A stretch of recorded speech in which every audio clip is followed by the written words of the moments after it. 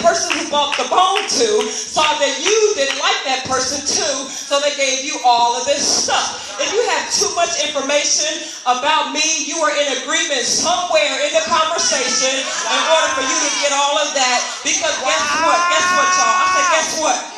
Guess what? If you come to me about my friend and the first negative thing you say, I'm going to shut it down. You're not going to give me a second thing. You're not going to give me a third thing. I'm going to shut it down. And I'm going to let you know she's my friend. I'm going to let you know I got her back. I'm going to tell you to go somewhere, to take that mess out the door, because I'm not listening to that, because that's my friend.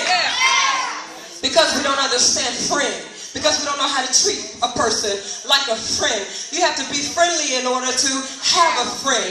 If you want somebody to trust you, you have to be trusted yourself. Sometimes we don't want people to trust us, or we always say we can't trust anybody. Have you ever heard somebody say they can't trust nobody? Well, how can people trust you? If you can't trust anybody, you're not going to be trusted. You have to sow trust to get trust back. Somebody say sow trust. Say sow some trust. Hallelujah. Am I teaching right now?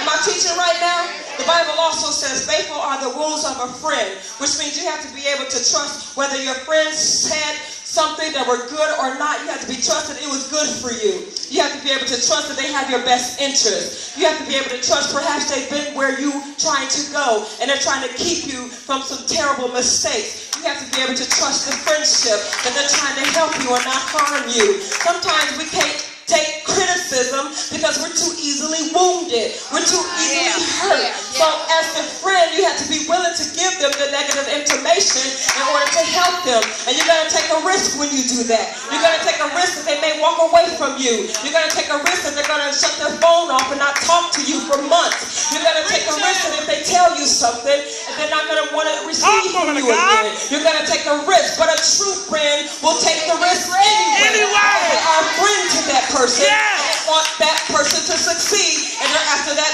person's best interest. I need somebody to tell me no. I don't need a yes man. I need a no man. I need a man to say no, prophetess, you're going the wrong way. I need a man to say no, you go that way. I need a no man. We always want a yes person in our life. We always want people to tell us the good stuff. I need somebody to tell me the good, the bad, and the ugly. I need you to help me see some stuff. I need you to put your bifocals on. I need you to see far ahead the road. If I can't see it, if you see it, let me know to keep me from tripping over it. Oh, we need some no man in here. Who here know how to be a no man? Who would be bold enough to tell somebody no? And you have to understand this. And even when God tells you no, it is because he loved you too much sometimes to say yes. Sometimes he has to say no. Because if he give you that yes right now, it will kill you. You have to be able to fit the blessing you want to stand in. If you can't fit the blessing you're standing in, it will crush you.